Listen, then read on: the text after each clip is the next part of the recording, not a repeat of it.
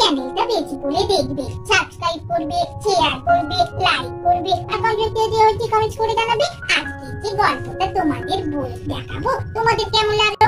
আচ্ছা, আর একটা কথা, তোমরা কিন্তু সবাই দেখেই যাচ্ছ, আমাদের সাবস্ক্রাইব করছো না, তোমরা একটু আমাদের সাবস্ক্রাইব করে দাও। তোমরা সাবস্ক্রাইব করলে আমরা ভালো ভালো আলো সুন্দর সুন্দর গল্প তোমাদের দেখাতে থাকবো।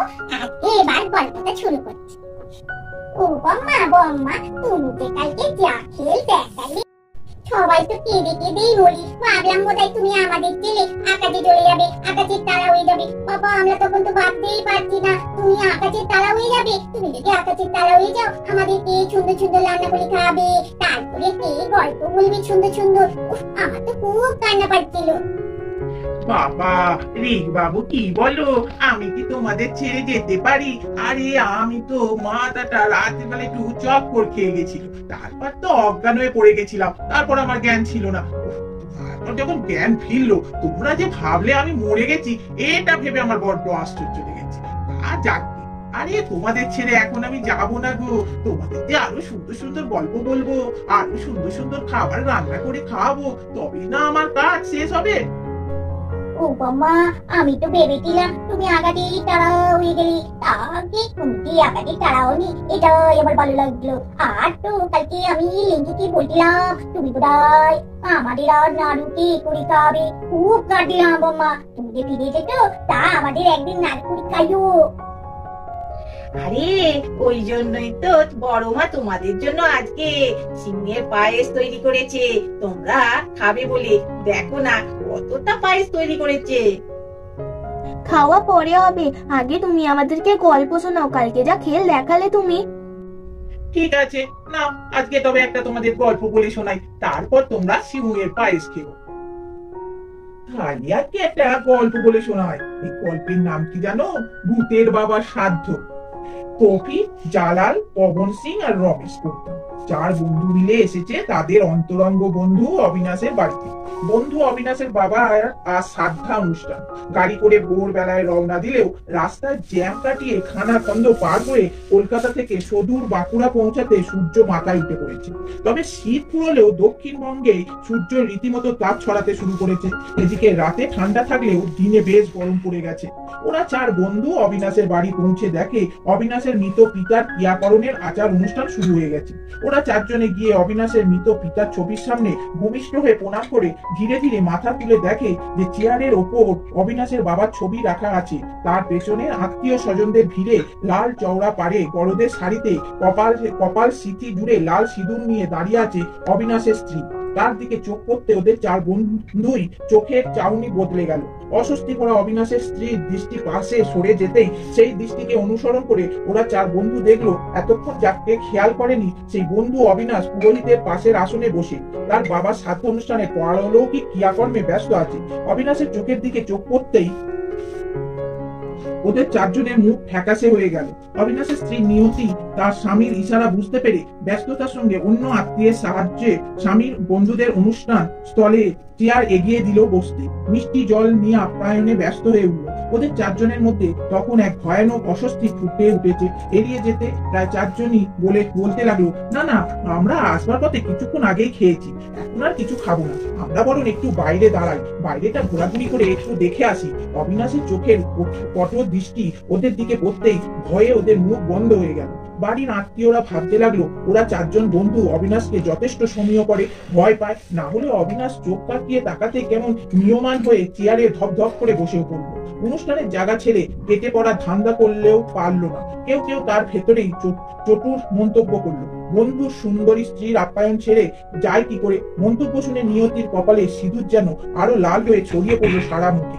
ওরা চার বন্ধু অসহায়ের মতো চেয়ারে বসে দরদর করে ঘামতে লাগলো। বাড়ির ভেতর থেকে করুণ কান্নার সুর ভেসে আসতে সদ্য স্বামী হারানো অবিনাশের মায়ের। একদিকে পুরোহিত শ্রাদ্ধানুষ্ঠানের স্থলে অবিনাশের মৃত পিতার আত্মার উদ্দেশ্যে উচ্চস্বরে মন্ত্রপাঠ করে চলেছে। অবিনাশের এক মনে পুরোহিতকে অনুসরণ করে চলেছে। অবিনাশের বাবার ছবি যেন তাকিয়ে আছে ওদের চার বন্ধুর দিকে। এই পরিবেশ ওদের চারজনের কাছে তখন অসহ্য হয়ে উঠেছে। অবিনাশ কৃতিত্বের সঙ্গে পড়াশোনা শেষ করলেও স্কুল এবং কলেজ জীবনে খুব ভালো অ্যাথলিট হিসাবে নাম ডাক করেছিল।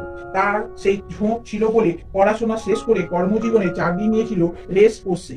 তা ওর বাবার এতে খুব আপত্তি ছিল। যখনই কলকাতা থেকে চাকরির জীবনের ছুটিতে বাড়ি আসতো, অবিনাশের বাবা তাকে বলতো এই চাকরিটা ছেড়ে অন্য কোনো চাকরি দেখতে। বলতো ভালো চাকরি যদি না পাস চলে আয়, দেশের বাড়িতে থাক, জমি জায়গা দেখাশোনা কর। তুই আমার একটা ছেলে, যা আছে তাই খাবার লোভ নেই। আমি জীবনে অর্ধেক সময় সামরিক বাহিনীর কাজে বাইরে কাটালাম। আবার আমি যখন অবসর নিলাম তুই বাইরে চলে গেলি। তাছাড়া তোর ওই চাকরির পরিবেশ, বন্ধু বান্ধব আমার কেন জানি না ভালো লাগে না। আমাদের চাকরি জীবনের সীমান্তের ওপারে শত্রুকে চিনতে অসুবিধা হয়নি কোনোদিন। অবসর জীবনে আজকের সমাজে কে বন্ধু আর কে শত্রু কিছু বুঝে উঠতে পারি না। এই ভয় হয় তোর যদি কোনোদিন কোনো ক্ষতি হয়, আমি বেঁচে থাকতে তা সহ্য করতে পারবো না। অবিনাশ বাবার উদ্বেগ ভালোবাসা বুঝতে পেরে তাকে জড়িয়ে ধরে বলতো, বাবা তুমি আমায় খুব ভালোবাসো, তাই অন্ধ স্নেহের বসে মিথ্যে এসব ভাবো। আজকালকার বাজারে চাকরি চাই বললেই কি আর চাকরি পাওয়া যায়? আমি চেষ্টায় আছি, ভালো চাকরি পেলেই এটা ছেড়ে দেবো। আর তাছাড়া এরা ভালো মাইনে দেয়, ভালো পদে আছি, তুমি বেশি ভেবো না। সব জায়গায় ভালো মন্দ সব ধরনের লোক থাকে, শুধু চাকরিস্থলেই নয়। আমি যেখানে থাকি খিদিপুরে আমার বন্ধুরা আমাকে সব সময় নানাভাবে সাহায্য করে। আবার ওদের ভেতরেও কি দু একজন খারাপ নেই? তুমি শুধু আমাকে নিয়ে এত চিন্তা করো না। মা ও ছেলেকে সমর্থন করত, বাধ্য হয়ে বাবা চুপ করে যেত। অবিনাশের বাবার কর্মজীবনে বন্ধু সামরিক বিভাগ থেকে চুক্তি শেষ করে এখন পুলিশের পদস্থ আধিকারিক। বাবার ইচ্ছাতেই বছর 2 হলো বাবার বন্ধু সুন্দরী শিক্ষিতা মেয়ের সঙ্গে অবিনাশের বিয়ে হয়েছে নিউ ব্যারাকপুরে। ফুটফুটে ছেলেকে নাতি হিসাবে পেয়ে অবিনাশের বাবা এখন বেশ আনন্দেই আছেন। হঠাৎ কোথা থেকে কি হয়ে গেল অবিনাশের বাবার শরীর স্বাস্থ্য অনুযায়ী এবং যা বয়স হয়েছিল তাতে করে এখনই মারা যাবার কোনো কারণ ছিল না।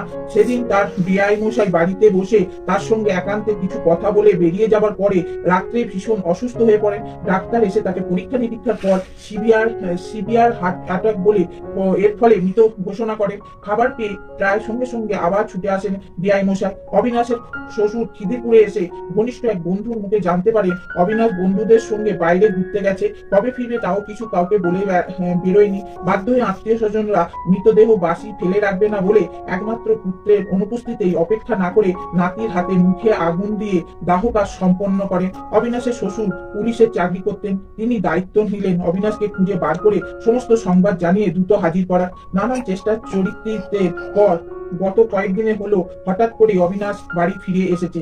তার কিছু অস্বাভাবিক চালচলন শ্বশুর মশাইয়ের চোখ এড়ায়নি, কিন্তু মেয়ের স্বাভাবিক আচরণ দেখে এবং মেয়ের দিক থেকে স্বামীর সম্পর্কে কোন রকম বিরূপ ব্যবহার লক্ষ্য না করায় তার বাবা অর্থাৎ অবিনাশের শ্বশুর মশাই সে নিয়ে আর কথা বাড়ায়নি। অবিনাশ তার বাবার সাধ্যের পারলৌকিক কাজ সম্পন্ন করে যখন উঠল তখন বেলা গড়িয়ে প্রায় 2:30। অধিকাংশ নিমন্ত্রিত ব্যক্তিদের ভোজন পর্ব প্রায় শেষ, বাকি আছে কিছু নিকট আত্মীয় আর তার কলকাতা থেকে আগত ওই 2 বন্ধু 4 জন। আত্মীয়দের বারবার অনুরোধেও তার কিছুতেই খেতে রাজি নয়, এসে থেকেই শুধু যাবো করছে, অথচ অবিনাশের জন্য যেতে পারেনি। এবার অবিনাশের জোড়াজুড়িতেই খেতে বসতে বাধ্য হলো। তারপর বিদায় চাইতে 4 বন্ধু এলো অবিনাশের কাছে।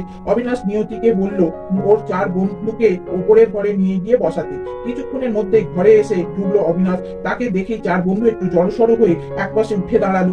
বন্ধুদের মধ্যে রমেশ পোদ্দার খুব পয়সাওয়ালা ঘরের ছেলে, রেস খেলার খুব নেশা। রেসের মাঠে যাওয়া আশা করতে করতে অবিনাশের সঙ্গে বন্ধুত্ব পাতায়, যা পরে আরো ঘনিষ্ঠতা লাভ করে। বাকি 3 জন রমেশের পয়সায় পালিত অন্ধ অনুগত।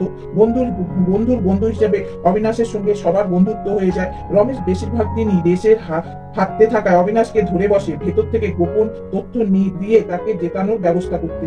অবিনাশ ঘরে প্রবেশ করতেই ওরা 4 জন ভয়ে জড়সড় অবস্থায় তাকে কাতর অনুনয় বিনয় করতে লাগলো। মস্ত বড় ভুল করে ফেলেছি, এবারে মতো ছেড়ে দাও, আমাদের সন্ধ্যার মধ্যে কলকাতা ফিরতে হবে। অবিনাশ বলে উঠল, তাই কি হয়? তোমরা আমার এত কাছের বিশ্বাসী বন্ধু, আমার পরিবারের এই দুঃসময়ে তোমরা আমার পরিবারের পাশে দাঁড়াতে সুদূর কলকাতা থেকে বাঁকুড়া ছুটে এসেছো। আমার পরিণতি তোমাদের অজানা নয়। আমার বাবার মৃত্যুতে আমার অসহায় পরিবারকে সাহায্য করতে তোমাদের মহান মতলব আমি বুঝতে পেরেছি। 2-1 দিন থাকো, পারলৌকিক কাজের ব্যস্ততার মাঝে তোমাদের ঠিকমতো খাতিরদারি করতে পারলাম না, এত তাড়াতাড়ি কি করে ছেড়ে দেবো? অন্তত পক্ষে আজকের রাতটা কাটিয়ে যাও। আতঙ্কিত রমেশ এবার কাতর কণ্ঠে বলে উঠলো, না না, আমাদের কোনোভাবেই এখানে থাকা সম্ভব নয়, আমরা আসছি। রমেশ ও তার 3 বন্ধু প্রায় দৌড়ে পালিয়ে যাবার জন্য দ্রুত দরজার দিকে এগোতেই ওদের মুখের ওপর সশব্দে দরজা বন্ধ হয়ে গেল। তখন ওদের 4 বন্ধুর মুখে মৃত্যুর ছায়া নাচছে। তাই সবাই মিলে একসঙ্গে অবিনাশের কাছে পকিয়ে উঠে কাতর ভাবে প্রার্থনা করতে লাগলো, আমাদের যা কিছু ভুল তুমি ক্ষমা করে দাও। আমরা লোভের বশে অন্ধ হয়ে নির্মম ভাবে তোমাকে হত্যা করেছি। আমরা তোমার বিশ্বাসের প্রতি অমর্যাদা করেছি। আমরা বিশ্বাসঘাতক, অন্তত পাপী। তুমি আমাদের খুব কাছের বন্ধু ছিলে। আমাদের পরিবারের সবাইকে চিনতে, ওরাও তোমাকে ভীষণ ভালোবাসতো। অন্তত আমাদের পরিবারের সেই স্ত্রী সন্তানদের কথা চিন্তা করে আমাদের প্রাণ ভিক্ষা দাও। রমেশের কাতর প্রার্থনার সুযোগে তৌফিক এবং জালাল হঠাৎ তাদের শরীরের ভেতরে লুকানো আগ্নেয়াস্ত্র পার করে অবিনাশের দিকে তাক করে পরপর গুলি ছুটতে ছুটতে বলতে লাগলো, ওরে শালা, তার মানে মরেনি, আমরা মরে গেছে মনে করে ওর লাশটা ফেলে দিয়ে এসেছিলাম, পরে কোনোভাবে শালা বেঁচে ফিরে এসেছে, তবে আজ আর তোর রেহাই নেই। রমেশ ওদের বাধা দিতে গিয়ে অবাক হয়ে দেখতে লাগলো তৌফিক জালালের চালানো সবকটি বুলেট অবিনাশের ছায়ার ভেতর দিয়ে কোনোটা দেয়ালে, কোনোটা আলমারিতে গিয়ে বিচ্ছে। অবিনাশ সারা ঘর কাঁপিয়ে বিজয় উল্লাসে হাসতে লাগলো, হা হা হা। ভয়ে শিউরে উঠলো ওরা 4 জন অবিনাশের সেই ভয়ঙ্কর মূর্তি দেখে। অবিনাশের সেই আকাশ ফাটানো ভয়ঙ্কর অট্ট হাসিতে বাড়ির সমস্ত আত্মীয় স্বজন সচকিত হয়ে উপরের দিকে তাকালো। নিয়তি ছুটে এলো দোতলায়, কোলে তার শিশুপুত্র। ঘরে বন্ধ দরজা খুলে ছুটে ভেতরে এসে ঢুকলো। পেছনে পেছনে অবিনাশের মা। নিয়তি অবিনাশের দিকে তাকিয়ে কাতর কণ্ঠে চিৎকার করে বলে উঠলো, ওগো তুমি শান্ত হও, জানি তোমাকে ওরা নিষ্ঠুরভাবে অনেক কষ্ট দিয়ে হত্যা করেছে, ওদের পাপের সাজা আইন দেবে। আমি বাবাকে বলেছি পুলিশে খবর দিতে, পুলিশ এক্ষুনি এসে পড়বে। তুমি কোনো অপরাধ করো না, অন্তত তোমার এই শিশুপুত্রের মুখের দিকে তাকিয়ে তুমি শান্ত হও, স্বাভাবিক দর্শনে ফিরে এসো। নিয়তির কাতর অনুরোধে অবিনাশ ক্রমশ স্বাভাবিক হয়ে এলো। অবিনাশের মা সবকিছু দেখে বুঝে আর্তনাদ করে বলে উঠল, খোকা আমি যে সব হারালাম বাবা। কান্নায় ভেঙে পড়ে নিয়তিকে জড়িয়ে কাঁদতে লাগলো। মায়ের চোখের জলে বিগলিত অবিনাশ নিয়তি তার শ্বশুর মশাইকে উদ্দেশ্য করে বলে উঠল, আমার মাকে তোমরা দেখো, তোমরা ছাড়া সত্যিই আমার মায়ের জন্য আর কেউ রইল না। নিয়তি তার কোলে শিশুপুত্রটিকে অবিনাশের মায়ের কোলে তুলে দিয়ে বলল, মা গো এসো, চোখের জল মুছে এবার এটাকে আমরা মানুষ করি। অবিনাশ বলল, আর একটা কথা দাও আমাকে, আমার ছেলে যতদিন মানুষের মতো মানুষ হয়ে বড় হয়ে না উঠছে ততদিন আমার পিণ্ডদান সাধ্য শান্তি করবে না। আমার আত্মা তোমাদের চারপাশে সব সময় থাকবে, যাতে তোমাদের কেউ কোনো ক্ষতি করতে না পারে। অবিনাশের শ্বশুর ভূদেব বাবু পুলিশের লোক হওয়াতে জানতে পেরেছিলেন উড়িষ্যার চাঁদপুরে সমুদ্রের ধারে এক নির্জন স্থানে ক্ষতবিক্ষত, চেনার উপায় নেই এমন একটা লাশ পাওয়া গেছে। ওই লাশের কিছুটা দূরে একটি মানিব্যাগ পড়েছিল, যার ভেতরে শিশু কোলে এক মহিলার ছবি, যিনি তার মেয়ে নিয়তি ছাড়া আর কেউ না। নিয়তির বাবার কাছে সেই খবর শুনেই অবিনাশের বাবার হার্ট অ্যাটাক মৃত্যু হয়, অথচ তার 2-1 দিনের মধ্যেই অবিনাশ ফিরে আসে। নিয়তির বাবা ভূদেব বাবু আগেই খানিকটা সন্দেহ করেছিলেন যে কিছু একটা গন্ডগোল আছে এবং সেই মধ্যে স্থানীয় থানাতে খবর দিয়ে রেখেছিলেন। এখন ফোন পেতেই স্থানীয় থানা থেকে পুলিশ এসে হাজির। নির্দয় ভাবে পেটাতে রমেশ তৌফিক, জালাল ও পবন সিংকে নিয়ে গিয়ে ভ্যানে তুললো। 25 বছর আগের ঘটনার গল্প শুনছিল ডক্টর অভিজিৎ তার 80 বছরের বৃদ্ধা ঠাকুমার কাছে গয়ায় বসে। বাবা অবিনাশের পিণ্ডদান করতে এসেছিল সপরিবারে ডাক্তার অভিজিৎ। ঠাকুমার কাছে গল্প শুনতে শুনতে হঠাৎ ঠাকুমাকে ছেড়ে বুক টান করে সোজা হয়ে দাঁড়িয়ে দাদু ভূদেব বাবুকে চেপে ধরলেন। দাদু, ওই জানোয়ারগুলোর কি সাজা হয়েছিল? 85 বছরের বৃদ্ধ আদরের নাতিকে বুকে জড়িয়ে নিয়ে বললেন, আইন ওদের সবাইকে যাবজ্জীবন কারাবাস দিলেও ওপরওয়ালার বিচারে ওরা কেউ বেঁচে নেই। জেলের কাল কুটুরিতেই অনুতাপে অনুশোচনায় অকাল মৃত্যু হয়েছিল। অভিজিৎ এগিয়ে এসে তার মা নিয়তিকে জড়িয়ে ধরে জিজ্ঞাসা করলেন, মা, বাবার মৃত্যুর পরপরই তার আত্মা যখন তোমার কাছে এসে সব ঘটনা বলল, শুনে তুমি ভয় পাওনি? একজন আত্মা তোমার সামনে দাঁড়িয়ে কথা বলছে, দেহ ধারণ করে ঠাকুরদার সাধ্য পর্যন্ত করে গেলেন। সত্যি কি তুমি তো সেটা জানতে? ছেলের কপালে চুম্বন এঁকে দিয়ে নিয়তি বলল, না বাবা, ভয় কেন করবে? প্রথমটা তোমার বাবার মুখে তার মৃত্যু সংবাদ শুনে আমি বিশ্বাস করতে পারছিলাম না। পরে তিনি যখন দেখালেন, প্রমাণ দিলেন তার দেহেও আর নেই, তাঁরই বন্ধুরা নিষ্ঠুর ভাবে তার আত্মার কাছ থেকে দেহটি কেড়ে নিয়েছে, তিনি শুধুই এখন এক সূক্ষ্ম আত্মা মাত্র। তখন ভীষণ ভাবে ভেঙে পড়েছিলাম, অসুস্থ বোধ করছিলাম। তারপর তোমার বাবার অনেক বোঝানোতে আমি নিজেকে ফিরে পেলাম।